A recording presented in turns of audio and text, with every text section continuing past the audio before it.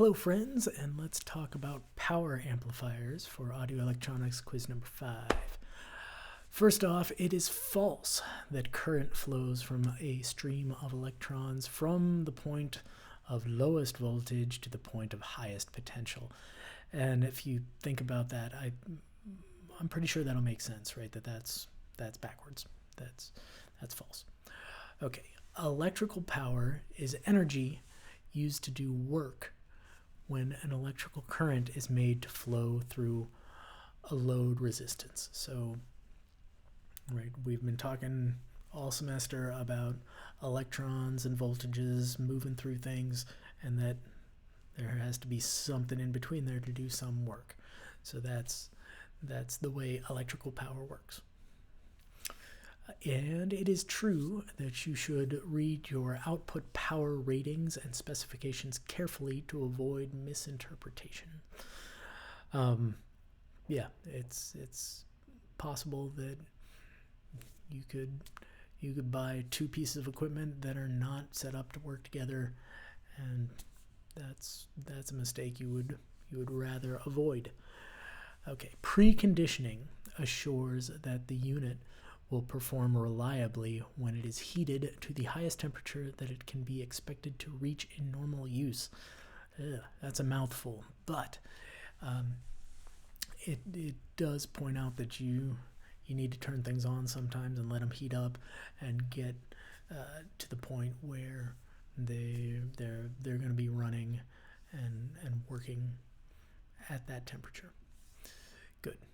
Power bandwidth of an amplifier is a measure of its ability to produce high output power over a wide frequency range.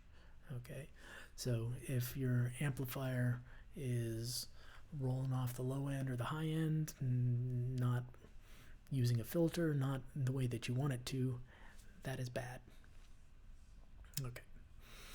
Slew rate is a measure of the ability of an amplifier to respond to very fast changes in signal voltage, right? You don't want it to not respond to all the frequencies, all of the speed changes.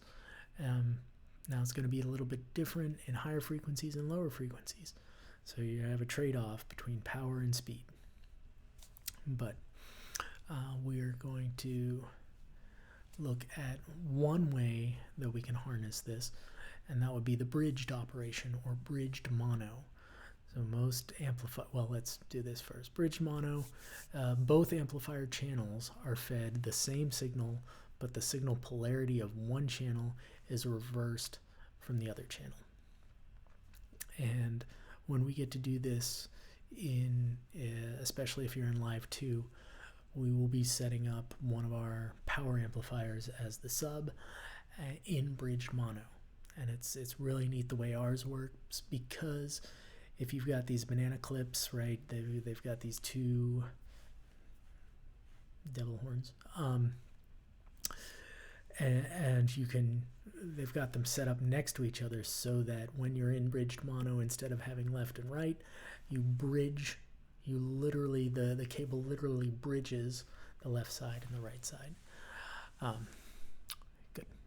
Clipping happens when a power amplifier is asked to produce levels that exceed its design limits. And we've touched on this and a bunch of other things too. Clipping is the same idea.